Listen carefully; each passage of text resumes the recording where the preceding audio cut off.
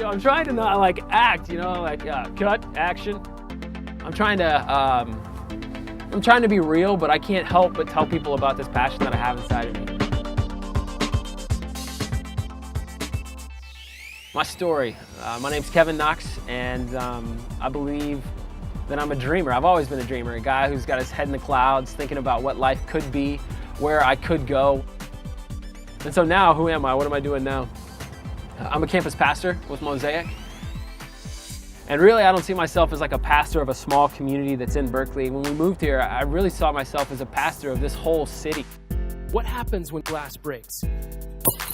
What happens when it shatters on the floor? You tell everyone, back away, get away from the glass. I don't say that I'm great. Some people do that. You'll say, hey, how you doing? And people will be like, oh, I'm doing great. But they're not, they're lying. But I'm doing okay.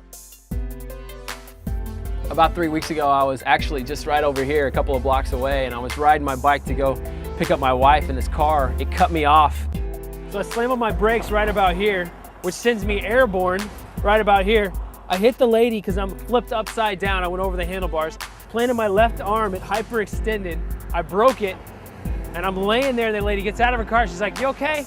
She gets back in the car, gets her gas, as if nothing happened. And I thought, man, that's bad luck, and it wasn't just 2 weeks later that I started having these migraines, and the migraines were so bad that I lost my vision. And then I thought nothing could get worse, nothing could be worse than this. That next Thursday night, Nikki and I were coming back from the city, we're getting off BART, and we walked to our parking spot where our car was, and our car was gone. It wasn't there, and I thought, someone stole our car, and sure enough, someone did, they stole our car. And it was that night that I actually emailed out a bunch of friends and family and said, hey guys, I don't typically do this, but I need prayer. I need help. Yeah, what happens when people are broken is they need people to actually embrace them. What happens is we need to actually have the courage to step into these broken places, to pick up the shards of glass and work to make them come back together. My brokenness has catapulted me into a place of seeing God, almost being more aware of His presence because I'm more aware of my own brokenness. And because of my brokenness, I've actually had an opportunity to come to this place where I know I can't do it on my own. I think as a leader, sometimes I feel like there's a pressure for me to have all the answers.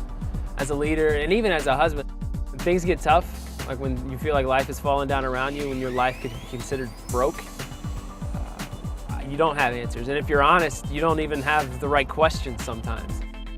I think the better question is, what does it mean to have faith? I think for a long time, people have decided that faith is all about beliefs. It's about like some sort of theology, and faith has less to do with what it is that you believe and more to do with what it is that you're doing with your life. In fact, I think that faith is dead without risk. And so Nikki and I, we've been facing some hard times, and I've had a hard few weeks, but it only adds to my faith because I continue to take these risks. For me to face these things, and to take these risks, of course pain's gonna be a part of it. It's gonna be hard, but it's all the more worth it because I know that in taking great risks, I'm living a life with great faith.